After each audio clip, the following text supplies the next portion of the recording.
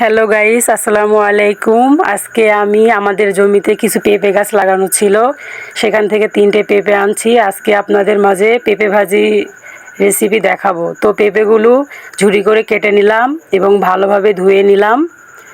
সবগুলো পেঁপে সুন্দরভাবে ধুয়ে নিচ্ছি এবং সবগুলো চিপে চিপে উঠাই নিচ্ছি।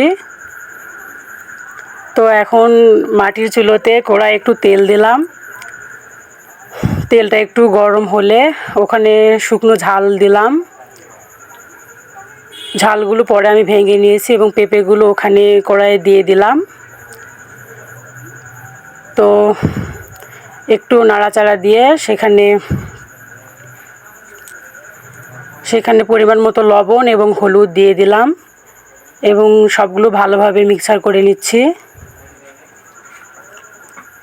সবগুলো ভালোভাবে নাড়াচাড়া করে নেওয়ার পর অল্প কিছুক্ষণ একটু